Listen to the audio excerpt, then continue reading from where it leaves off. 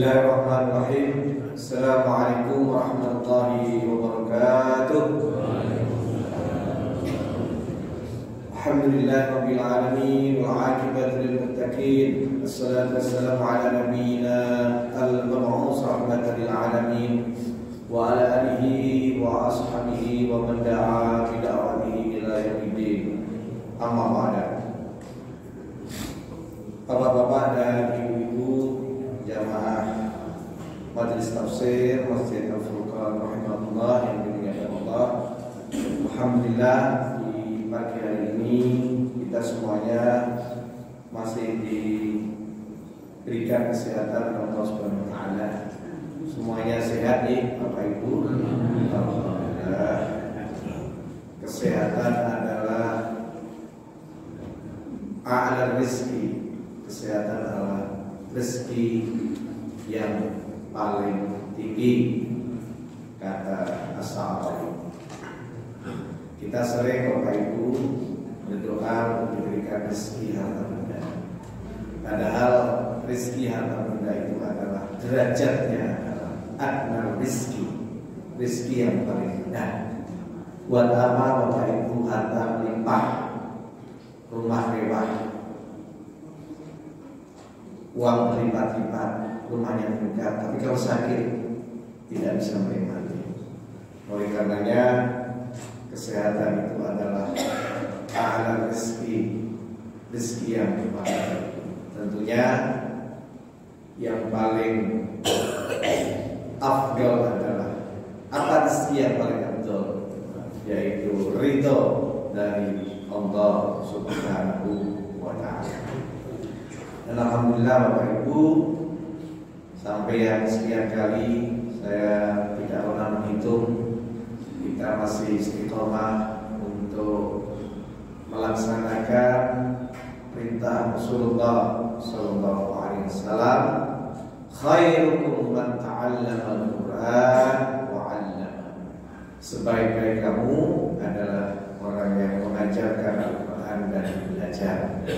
Kita semuanya di majelis ini belajar Bapak Ibu sebagai bentuk untuk melaksanakan apa yang disabdakan oleh junjungan kita Nabi Agung Muhammad SAW. Kita di majelis ini juga dalam rangka melaksanakan hadis Nabi yang lain, taraktu fikum amrayni lam tadillu abadan in tamassaktu. Jadi Rasulullah SAW tidak meninggalkan apa-apa kita, tidak meninggalkan harta benda, tapi amroini, meninggalkan dua hal. Apa dua hal itu adalah kitabullah wa sunnatul Rasul, yaitu Al-Quran dan Sunnah Rasul. Oleh karenanya ditegaskan dalam hadis, in tamassaktum bihima lan tadillu abadan. Kalau kita semuanya Bapak Ibu pegang teguh pada keduanya, insya Allah kita akan selamat, kita tidak akan tersesat, dan kita bisa meniti surat as-sirat al-mustaqim, jalan yang lurus sampai nanti kita menghadap Allah Subhanahu wa ta'ala. Salawat dan salam semoga dicurahkan pada junjungan kita Nabi Agung Muhammad Sallallahu Alaihi Wasallam, yang kita contoh, yang kita teladani hidup beliau di dunia ini, dan insya Allah kita menjadi muhibbin, menjadi orang-orang yang mencintai Nabi Agung Muhammad Sallallahu Alaihi Wasallam. Bapak Ibu rahimahullah yang dimuliakan Allah Subhanahu wa taala, kita sampai pada surat Ali Imran ayat 116. Namun sebelum itu Bapak Ibu semuanya, kita sedikit mengingat beberapa ayat yang sudah saya sampaikan kemarin, terutama di ayat 114. Di 114 itu ada kata as-sholih, as-sholih, orang soleh. Selama ini Bapak Ibu, kata soleh itu sering dilekatkan pada anak-anak. Yo, lahir, mudah-mudahan menjadi anak yang soleh. Ketemu Pak Soleh ini, alhamdulillah. Jadi Pak Soleh itu mudah terus. Kalau kita ketemu dengan saudara kita atau teman kita, gitu ya. Oh, siapa namanya? Si Raffi namanya. Semoga menjadi anak yang soleh. Jadi jarang sekali Bapak Ibu ya, kita mengucapkan kata soleh. Mudah-mudahan kita atau Bapak menjadi orang soleh, Ibu menjadi orang solehah itu kepada orang yang sudah sepuh atau orang tua. Padahal doa kita ataupun Al-Quran mengajarkan kepada kita agar kita ini dijadikan atau menjadi orang yang soleh. Salah satunya di 114 itu wa ulaika minas sholihin. Mereka itu adalah orang-orang yang soleh. Kemudian juga Nabiuna Sulaiman alaihissalam di surah An-Naml juga mengajarkan kepada kita supaya kita ini dijadikan orang-orang yang soleh. Dan ini doa favorit saya Bapak Ibu. Saya baca urutan keempat. Jadi kalau kita berdoa itu pertama memuji kepada Allah Subhanahu wa taala. Sebelumnya diawali dengan ta'awudz basmalah, kemudian memuji. Kemudian membaca sholawat. Kemudian saya membaca Rabbana dzalamna. Jadi sebelum kita berdoa itu kita harus mengakui bahwa kita itu adalah hina di hadapan Allah Subhanahu wa taala. Wa illam taghfir lana wa tarhamna, andai engkau ya Allah tidak mengampuni aku, tidak menyayangi seperti kemarin, kita akan masuk surga itu karena kasih sayang atau rahmat dari Allah Subhanahu wa taala. Di dalam Al-Qur'an ditegaskan karena rahmat. Oleh karenanya kita tidak boleh sombong dengan amal kebaikan yang banyak sekali, karena itu tidak seimbang dengan jaza atau balasan yang akan diberikan oleh Allah Subhanahu wa taala di dunia ini, apalagi nanti di akhirat. Setelah pengakuan dan permohonan ampunan, maka saya akan membaca Rabbi auzi'ni an ashkura ni'mataka allati an'amta 'alayya wa 'ala walidayya wa an a'mala shalihan tarda wa adkhilni bi rahmatika fi ibadikas sholihin. Ini doanya Nabi Sulaiman ya, pada saat mendengar ada pasukan Samud yang risau akan adanya rombongan atau pasukan dari Nabi Sulaiman. Nabi Sulaiman jelas di dalam ayat ini adalah Nabi yang diberi kemampuan untuk mendengarkan bahasa selain manusia. Itu Nabi Sulaiman. Ya, sekarang juga ada Pak yang mengaku ya, bisa mendengar semut macam-macam ya, dan mampu berbahasa apa?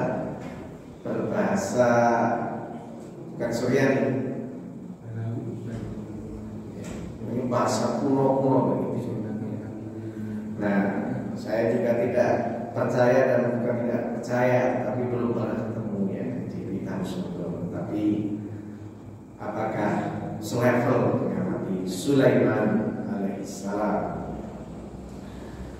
Jadi di ayat ini Bapak Ibu di An-Naml 19 ya, wa akhirni bi rahmatika fi ibadika sholihin. Jadi kita minta kepada Allah Subhanahu wa taala supaya kita dimasukkan kepada orang-orang yang saleh, dan ini harapan kita semuanya. Jadi dari ayat ini Bapak Ibu sekarang tidak ada bulan ini, naik lama tidak ketemu sama saudara kita, tidak apa-apa kita ucapkan, mudah-mudahan dengan menjadi orang yang soleh. Karena permintaan kita bukan hanya untuk anak-anak saja, tapi untuk yang sudah tua juga ini baik kita ucapkan. Kemudian pada ayat 114 kemarin Bapak Ibu ya. Jadi kriteria orang yang soleh disebut soleh itu apa? Maka kalau kita mengacu kepada ayat yang sudah saya sampaikan itu ada ya. Jadi tidak usah ke kanan kiri, kita menunjuk diri sendiri. Kira-kira kita ini sudah minas sholihin atau belum, termasuk orang-orang yang soleh. Yang pertama Bapak Ibu, orang soleh itu adalah kriterianya orang yang yatlu kitab Allah, orang yang membaca kitab Allah. Saya kira Bapak Ibu sudah punya kemampuan membaca, apalagi jamaah Al-Furqan, punya jamaah khataman, maka insya Allah dan saya doakan kita semuanya adalah termasuk kriteria yang pertama dari minas sholihin, dari orang-orang yang soleh. Allahumma amin. Masuk ya, insyaallah ya. Lanjut tabang dulu ya. Nomor 2, al-iman billah, beriman kepada Allah Subhanahu wa taala. Banyak Bapak Ibu orang yang membaca kitab Allah itu tetapi tidak beriman ya. Jadi kalau sekarang di perguruan tinggi banyak orang yang studi, ada studi Al-Quran, tetapi dia tidak beriman ya, karena hanya Al-Quran just for knowledge, Al-Quran hanya untuk pengetahuan dipelajari. Memang ada kebablasan itu ada yang positif dan negatif. Kebablasan yang positif kemudian dia menemukan hidayah dari Allah Subhanahu wa taala, kemudian memelukkan Islam. Tapi ada kebablasan yang negatif, ya, mengerti semuanya, kemudian dia menggunakan ilmu Al-Quran itu untuk memojokkan dan juga melemahkan Islam dan juga non-Islam. Meskipun Islam itu adalah ya'alu wa la yu'la alaih, Islam itu tinggi dan tidak ada yang bisa berada di atasnya. Iman kepada Allah, insyaallah masuk ya, kriteria yang kedua masuk. Kemudian al-iman bil yaumil akhir, yaitu iman dengan hari akhir. Kita semuanya percaya, masuk ya, masuk. Kemudian yang keempat, ya'muruna bil ma'ruf, ya, senantiasa ya, menganjurkan kepada hal-hal yang baik, meskipun qalilan, meskipun sedikit ya. Maksudnya semakin pesimis ini semakin apa gitu. Kemudian yang berikutnya, yang ke-5, wa yanhauna 'anil munkar, sebagai berat, mencegah hal-hal yang munkar. Biasanya lebih mudah menganjurkan atau mencegah Bapak Ibu. Mencegah ya, kalau sudah mencegah itu jangan-jangan kurang pena, jangan-jangan marah, jangan sama orang lain. Kita sama keluarga aja, sama anak-anaknya saja, jangan-jangan malah terjadi sesuatu yang menyinggung dan seterusnya. Maka mencegah itu biasanya lebih sulit daripada ya'muruna bil ma'ruf, daripada menganjurkan kepada hal-hal yang baik. Kemudian yang ke-6, ciri-ciri orang soleh itu adalah wa yatasarruna fil khairat, yaitu bersegera untuk berbuat kebaikan. Karena idza jaa ajaluhum la yastakhiruna sa'atan wa la yastaqdimun. Kalau batas waktu Bapak Ibu, batas waktu kita sudah selesai, la yastakhiruna sa'atan wa la yastaqdimun. Jadi tidak bisa kita ini mengakhirkan ataupun mempercepat. Ya. Kalau Allah Subhanahu Wa Taala belum memberikan batas itu, apa ini sumur ya tetap gunakan. Ikur sumur kok boleh banyune ning 10 cm isi mungkin. Gantung kok dilalah kedot orang mati sikile tugel. Sing kedua kali boleh. Maka la yastakiruna sa'ata wala yastakir. Jadi itu ajal. Jadi ajal itu Bapak Ibu itu artinya itu bukan kematian tapi batas ya. Batas kita ini dibatasi usia kita, hidup kita di dunia ini. Siapapun ya tidak bisa menghindar ya. Jadi kalau sudah sepuh itu biasanya 3S ya. Sendiri, sepi, menjadi sampah ya. Merasa seperti itu, merasa sendiri, merasa kesepian. Anak-anaknya sudah pergi ya. Saya ini kan yang belum tua nih Bapak Ibu ya. Belum ya. Saya sudah merasa sendiri ya. Saya kalau di rumah itu berdua aja karena anak saya sudah dipondok semua ini sendiri.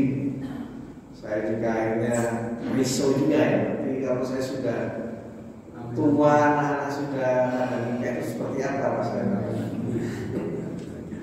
Harapannya mudah-mudahan jangan jauh-jauh. Ngerti ya Bapak Ibu ya. Merasa sendiri atau merasa direpotkan? Ada juga yang merasa direpotkan. Maka kita berupaya Bapak Ibu dalam situasi yang demikian tidak galau karena justru kita bisa mempersiapkan kita sewaktu-waktu dipanggil oleh Allah Subhanahu Wa Taala. Seperti yang sering saya sampaikan, tentu ajal atau batas hidup kita ini tidak semuanya ditandai dengan hal-hal yang fisik ya. Artinya tidak yang tua itu belakangan ya. Yang tua ini belakangan. Yang tua itu dulu sebenarnya dengan yang muda itu belakangan. Tidak harus ditandai dengan sakit ya. Teman saya di Salatiga ya lagi masih muda lagi nyimak anaknya membaca Al-Quran, tiba-tiba tidak ada. Tapi itu tidak jadi alasan. Ngaji yang tafsir tiba-tiba tidak ada. Ya alhamdulillah kita mencari situasi pada saat kita benar-benar berdekat dengan Allah Subhanahu Wa Taala. Baik itu ringkasannya kemarin di Bapak Ibu tentang tanda-tanda orang yang sholat. Sekali lagi Bapak Ibu, insya Allah kita masuk ya. Masuk betul?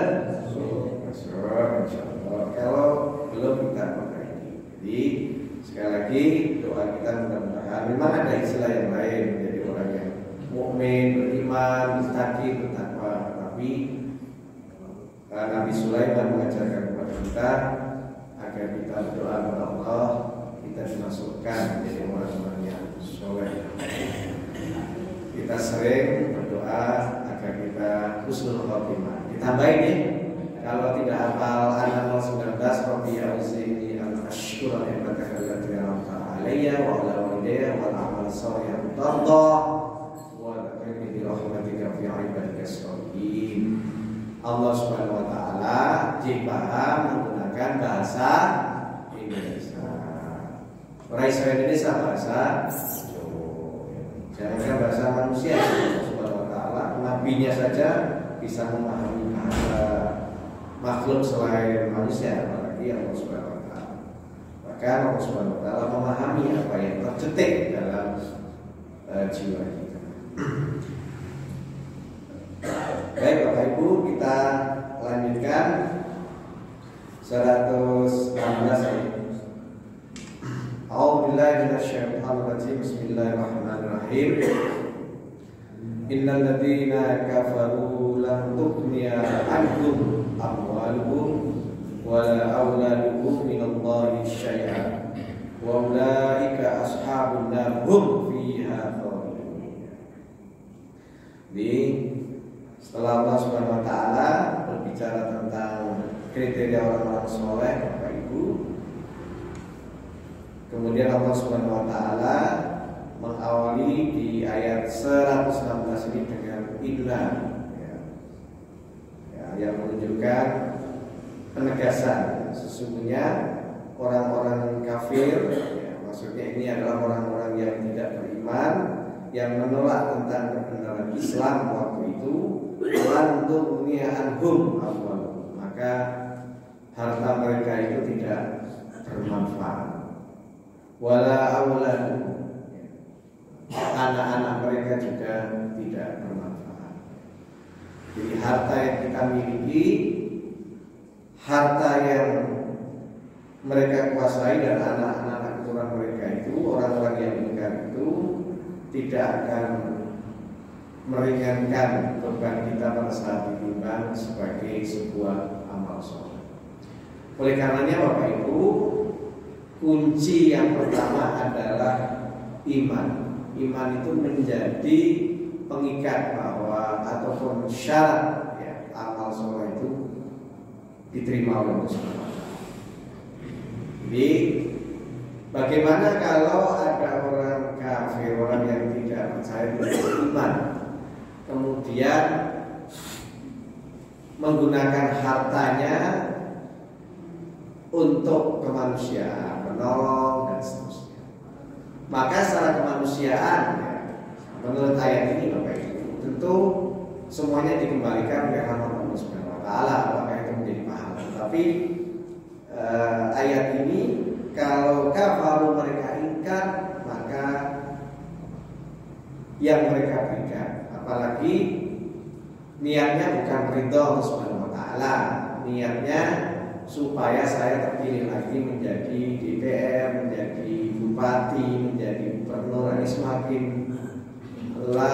lantughniyan, jadi tidak akan bermanfaat. Dan berkaitan dengan harta ini juga Bapak Ibu, kita yang beriman juga diingatkan Allah Subhanahu wa taala, jangan sampai cinta kita kepada harta dan anak keturunan ini melebihi cinta kita kepada Allah Subhanahu wa taala. Al-Munafiqun, surah Al-Munafiqun. Ya ayyuhalladzina amanu la tulhikum amwalukum wala auladukum an dzikrillah. Jangan sampai harta benda kita, anak kita ini melupakan kita ingat kepada Allah Subhanahu wa taala. Ingat itu bukan ingat Allah itu Maha Pencipta, tapi ingat itu bahwa harta yang kita miliki, kata dzikir itu juga harus bisa memberikan peringatan kepada kita semua. Harta yang kita miliki itu ada hak orang lain yang harus kita berikan. Wa fi amwalihim haqqun lis-sa'il. Jadi di dalam harta kita Bapak Ibu mencari harta, benda siang malam, mengeluarkan tenaga, tapi kata Allah haqqun lis-sa'il. Ada hak orang lain yang harus diberikan. Kalau menjadi hak orang lain, maka dalam posisi kita adalah kewajiban yang harus diberikan kepada orang lain. Itu dalam hubungannya kita orang yang beriman. Jadi harta ini dalam posisi kita selaku orang beriman jangan sampai membuat kita lupa ingat atau cinta kepada Allah Subhanahu wa taala. Hubungannya dengan orang kafir, bahwa karena tidak beriman maka harta benda itu kemudian lantughniya. Ya, lan itu taukid yang mengatakan tidak sekali-kali bermanfaat harta mereka ataupun anak-anak mereka. Wa ulaika ashabun nar, mereka itu adalah ashab. Ashab itu dari kata sohib ya. Sahabat itu adalah yang terdekat, atau kalau dalam bahasa Indonesia diartikan ashabun nar penghuni. Sahabat itu orang yang dekat, orang yang ada di dalamnya, itu ashab. Maka diibaratkan sebagai penghuni neraka. Hum fiha khalidun. Jadi mereka di dalam neraka itu akan hidup kekal selama-lamanya. Oleh karenanya ayat ini juga bisa menjadi mudzakkir, menjadi peringatan kita semuanya. Apapun yang kita alami, Bapak Ibu, penderitaan, sakit, kemarin saya baru menengok mantan, bukan mantan pacar, mantan ibu kos saya salah juga.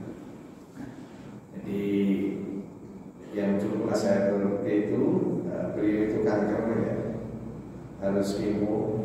Pada saat kanker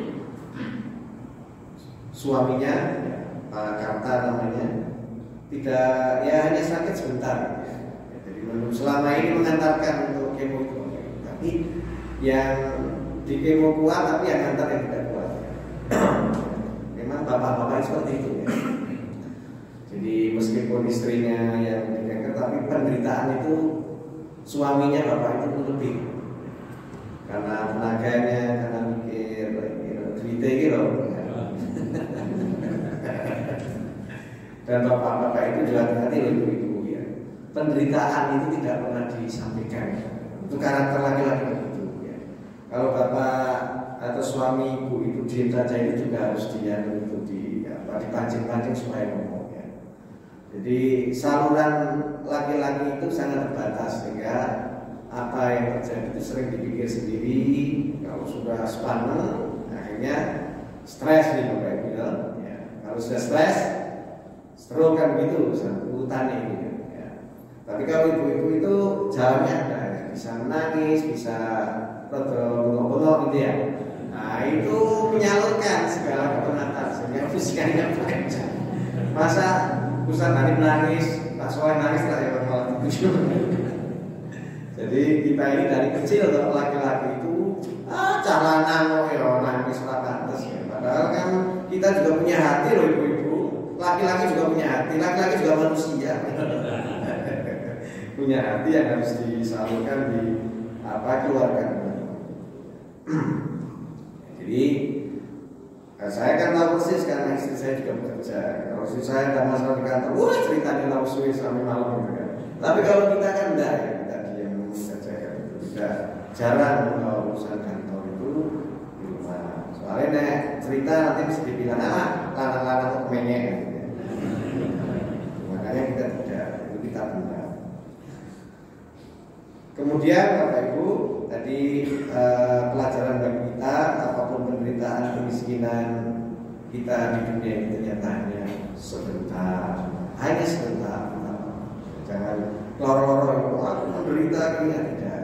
Karena kalau kita termasuk orang-orang yang soleh tadi, maka kita akan dibalas dengan balasan yang khalidun, ya, khalidan, batasan atau situasi yang sangat lama dengan kenikmatan yang tidak pernah terjadi di dunia.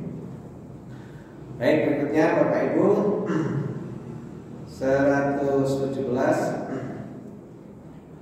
Mathalu ma yunfikuna fi hadhil hayatid dunya kama saliri fiha sirrun asabat harta kaum zalamu anfusahum wa ahlakathu wa ma zalamahumullah walakin anfusahum yadlimun. Masih menceritakan tentang harta ya, yang dimiliki oleh orang-orang yang tidak beriman. Mathalu ma yunfikuna fi hadhil hayat, perumpamaan.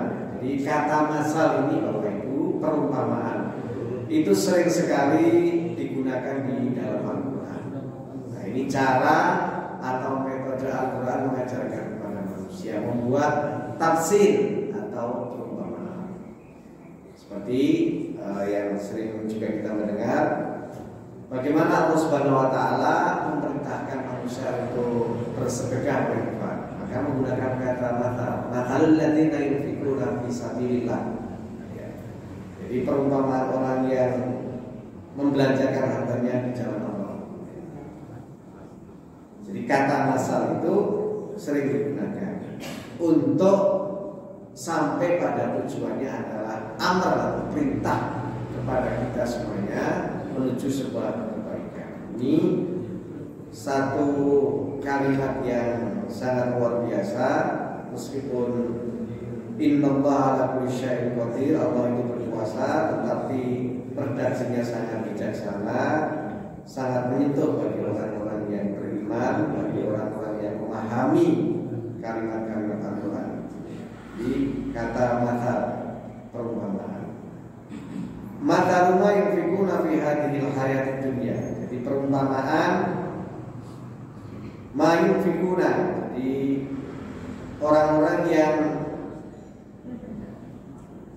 memanfaatkan harta bendanya itu di dunia ini, Bapak Ibu, di kehidupan dunia, karena salirih diibaratkan oleh Allah Subhanahu wa taala adalah seperti rih, seperti angin, fiha sirrun.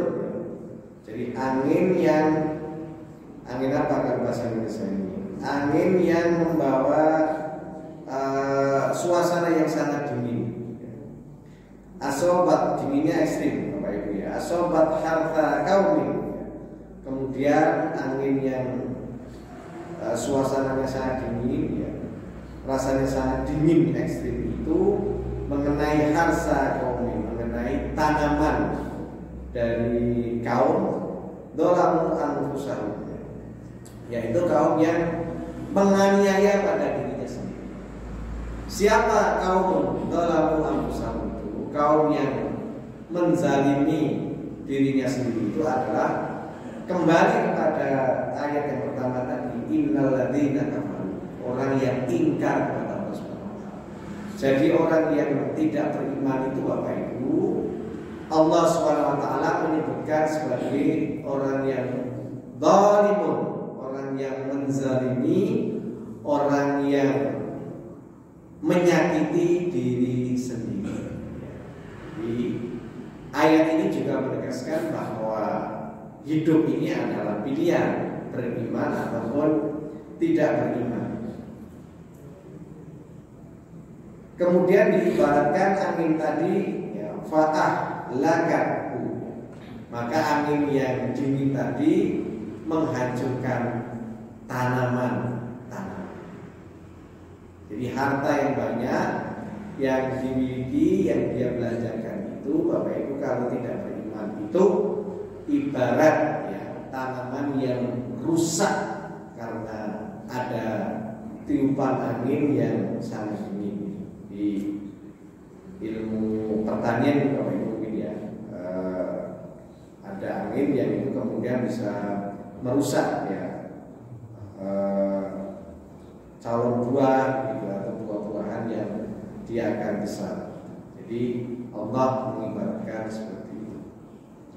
Wa ma dzalamuhumullah, ya, jadi Allah Subhanahu wa taala itu tentu ingin ya, semuanya beriman, maka kemudian kita diberikan hurriyah, diberikan kebebasan. Kita diberikan akal, diberikan rohani, agar kita semuanya bisa memilih, Bapak Ibu, mana jalan kebaikan, mana jalan keburukan. Oleh karenanya, kalau kita memilih jalan kekufuran, maka Allah menyebut sebagai kita menzalimi diri sendiri. Jadi anfusahumnya dulu. Jadi manusia sendiri itu yang kemudian menzalimi, tidak bersyukuri terhadap apa yang diberikan Allah Subhanahu wa taala. Kemudian berikutnya, Bapak Ibu, ya ayyuhalladzina amanu la tattakhidu bitanatan min dunikum la ya'lunakum khabala waddu ma anittum qad badatil baghdha min afwahihim wa ma tukhfi suduruhum akbar qad bayyana lakumul ayat in kuntum ta'qilun.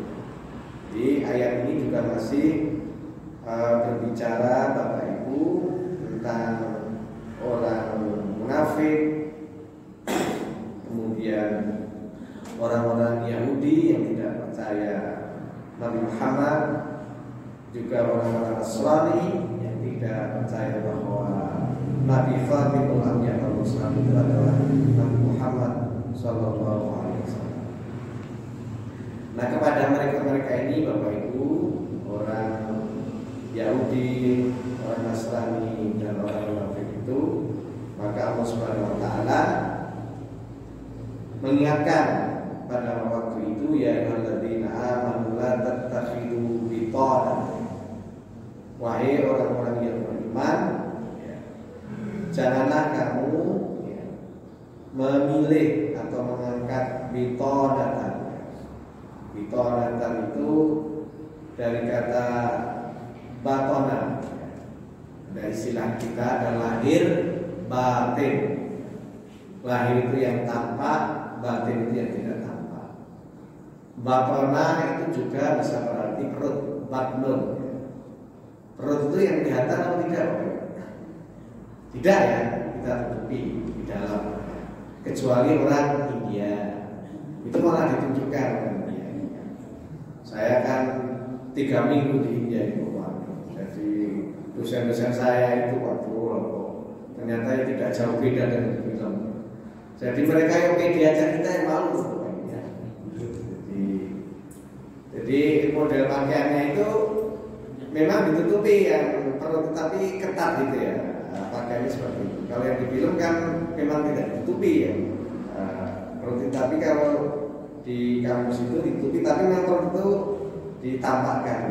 Jadi kita yang tidak nyaman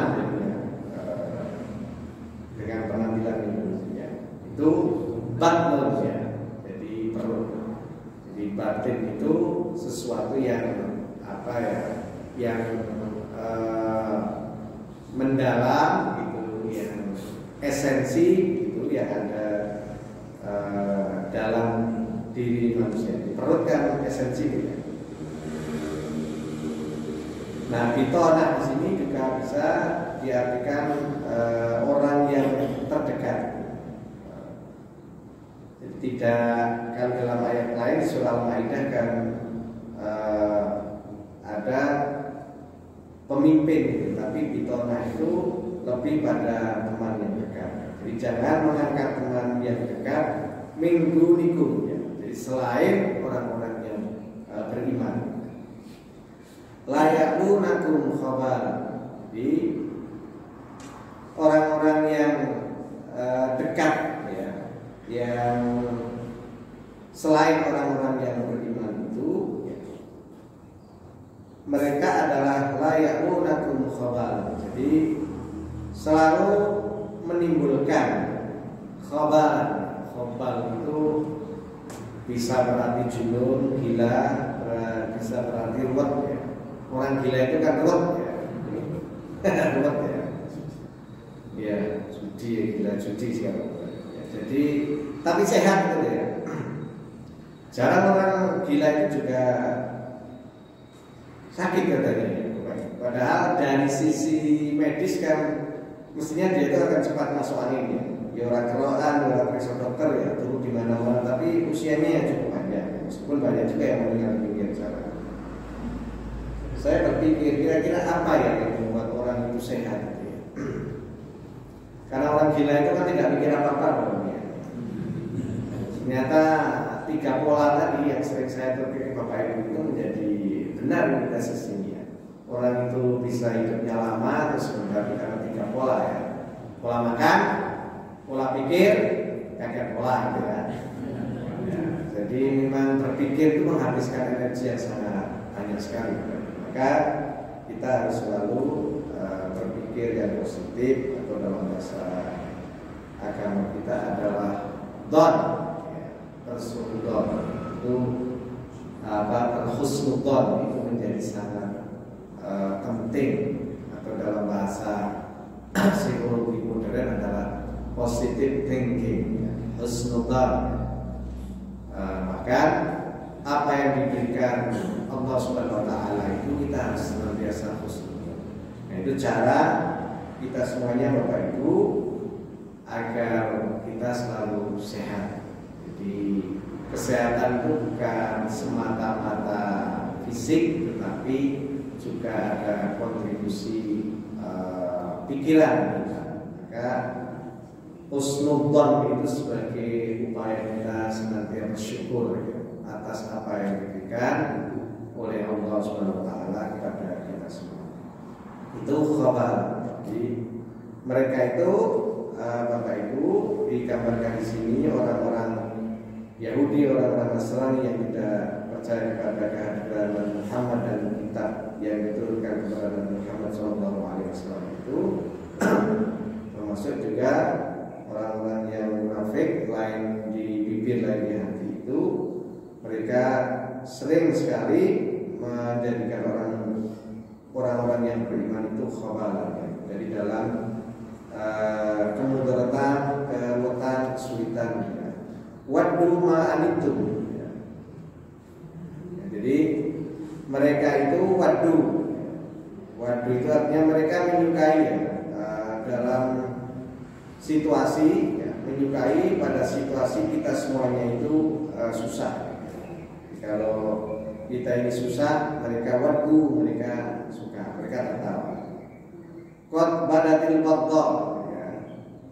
Jadi sudah bada yang itu artinya kelihatan atau tampak. Al-wadda kebencian. Jadi sudah tampak kebencian yang diperlihatkan mereka terhadap kita semuanya. Kenapa kita jadikan teman kita jadikan orang-orang dekat kita? Maka ini diingatkan oleh Allah Subhanahu wa taala.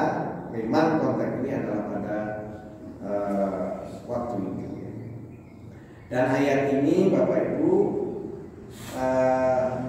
mengingatkan juga pada kita semuanya, memang mereka itu selalu menawarkan harta, benda, tahta dan sebagainya supaya orang-orang yang beriman pada saat itu goyah imannya dan meninggalkan keimanannya kepada Allah Subhanahu wa taala. Kemudian min afwahihim, jadi sudah tampak kebencian dari afwahihim, dari mulut mereka. Wa ma tukhfi suduruhum akbar. Jadi ada orang itu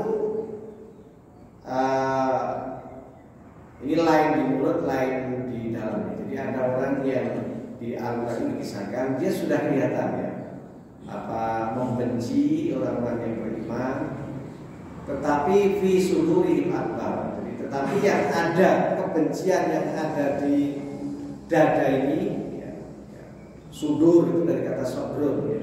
Maka kita sering mendengar istilah sadar itu dari kata saudara. Sadar kan di sini lah ya. Sadar sini kan di sini Pak. Sini ya. Sadar dari kata saudara, artinya supaya kita itu menyadari hati kita itu sadar.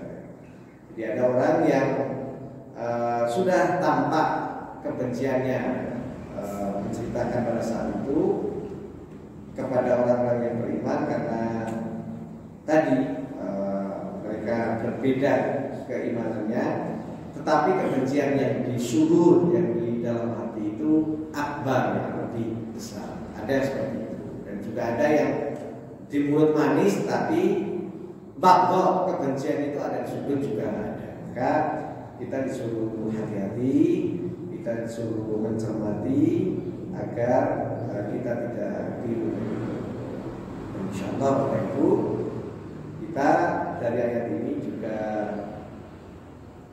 mengambil pelajaran supaya kita memiliki majelis jamaah orang-orang yang baik, orang yang soleh tadi. Insyaallah kalau Bapak Ibu menjadi bagian jamaah Al-Furqan ini, insyaallah ya. Yang amal sembilan kecil itu tidak sampai hati gitu loh. Jadi cuma di afwahi, cuma cara. Jadi berbeda kan? Insyaallah tidak sampai. Jadi di sudurihim, di hatinya itu lebih ringan. Kalau dia ini kan hatinya itu lebih kecil gitu. Tapi kalau di sini ya tidak ya. Kan ada yang jamaah itu ya sembuh, kadang-kadang ya orang kepenak. Tapi di hatinya tidak ikhlas insyaallah. Kalau di sini jadi berbeda ya.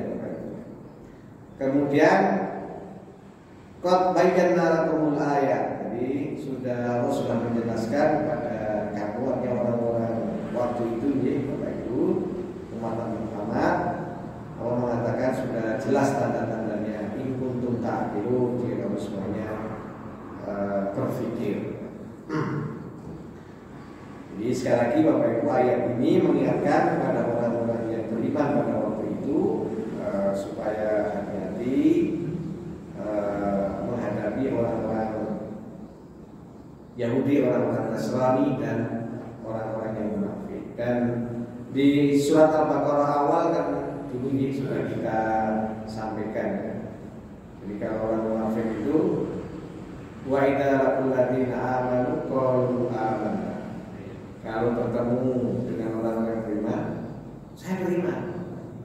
Wa idza khalau ila sayyidihim, kalau sudah sendiri ya, kembali kepada teman-teman mereka, qalu innama ma'akum, ya, saya masih tetap dengan kamu, yaitu orang-orang yang tidak beriman.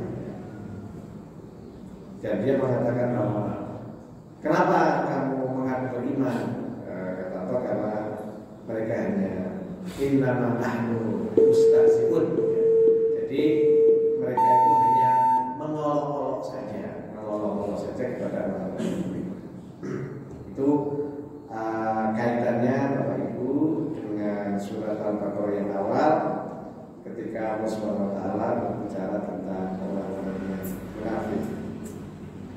Kemudian berikutnya Bapak Ibu 119, ha antum ulai tuhibbunahum wa la yuhibbunakum wa tu'minuna bil kitab kulli wa idza laqukum qalu amanna wa idza khalau adu 'alaikumul anamila minal ghaib qul mutu bi ghaibikum innallaha alikum bidzatis sudur. Ini menegaskan ayat sebelumnya tentang orang-orang yang sudah jelas di mulut mereka kebenciannya dengan orang-orang yang beriman, apalagi di hatinya. Ha antum. Jadi Allah mengingatkan, inilah kalian, maksudnya ingatlah kalian, tuhibbunahum, kamu mencintai mereka, orang-orang Yahudi Nasrani tadi, orang munafik, wala yuhibbunakum, padahal ya, mereka itu tidak mencintai orang-orang yang beriman. Jadi kadang-kadang kita ini keliru nih Bapak Ibu ya, terhadap saudara-saudara kita yang beriman, kita membenci dan membenci orang, memintai orang-orang yang tidak beriman. Padahal kita tidak tahu apa yang ada di hati. Ini diingatkan. Tuhibbunahum wa la yuhibbunakum. Mereka, kamu mencintai mereka, tetapi mereka itu sebenarnya tidak mencintai kamu. Wa tu'minuna bil kitab. Padahal orang-orang yang beriman itu adalah beriman dengan kitab keseluruhannya. Selain itu artinya kita ini Bapak Ibu orang yang beriman itu percaya dengan Taurat, percaya dengan Injil yang otentik, yang asli itu. Tetapi orang-orang Yahudi Nasrani tidak percaya kepada Al-Quran. Perbedaan yang paling mendasar, kita percaya kepada adanya Taurat, Nabi yang membawanya, kepada Injil, Nabi Isa yang diwahyukan kepada beliau, tetapi mereka tidak percaya kepada Al-Quran. Karena apa? Karena Nabi Muhammad bukan kaumnya, karena Isa itu ternyata bukan Nabi yang terakhir. Ini yang maksudnya tu'minuna bil kitab kulli. Kamu percaya dengan kitab keseluruhannya. Wa idza laqukum qalu amanna. Kalau mereka bertemu kepada orang yang beriman, mereka mengatakan saya beriman. Wa idza khalau. Tetapi kalau sudah di belakangnya meninggalkan adu alaikumul anamil. Mereka adu menggigit ujung jari karena marah. Kalau Bapak Ibu marah itu apa ekspresinya? Sama apa ya? Memukulkan dinding, terus sakit. Menyesal, itu karena marah. Tapi orang Arab itu kalau marah itu abdu ya, menggigit ya, menggigit anamil ya, jadi ujung jari untuk mengekspresikan ghaib kemarahan. Nah oleh karenanya kemudian Allah Subhanahu wa taala memerintahkan kepada Nabi Muhammad, kul, ya, jadi katakanlah Muhammad kepada mereka itu, mutu bi ghairikum, ya. Jadi ya sudah, kalau mereka marah dengan kebenaran yang dibawa Muhammad, maka silakan mati dalam keadaan marah. Mati dalam keadaan marah. Kalau kita diingatkan mati dalam keadaan takwa ini kepada Allah Subhanahu wa taala, atau dalam keadaan wa antum muslimun, dalam keadaan Islam dalam, bukan beragama Islam, tapi Islam dalam keadaan pasrah kepada Allah Subhanahu wa taala. Banyak wa antum muslimun, orang yang meninggal dalam keadaan muslim banyak nih, tapi mungkin pada saat itu sedang berbuat yang masuk dalam kategori maksiat atau perbuatan yang melanggar dari ajaran agama, tapi KTP-nya muslim. Maka wa antum muslimun ya ayyuhalladzina amanu haqqa tuqatih wa la tamutunna illa wa antum muslimun. Janganlah kamu mati sekali-kali mati dalam keadaan muslim. Artinya kita dalam keadaan pasrah pada Allah Subhanahu wa taala. Innallaha alimun bidzatis sudur. Sesungguhnya Allah Subhanahu wa taala itu alim, ya, paling mengetahui apa yang ada di dalam hati orang-orang yang tidak beriman tadi. Jadi itu Bapak Ibu, ayat ini masih juga bicara terhadap orang-orang Yahudi, Nasrani dan juga munafik, ya. Mengulang dulu di surah Al-Baqarah yang pertama. Jadi di samping tadi ada kata perumpamaan untuk menggugah jiwa manusia itu, juga redaksi Al-Quran itu dengan metode tikrar.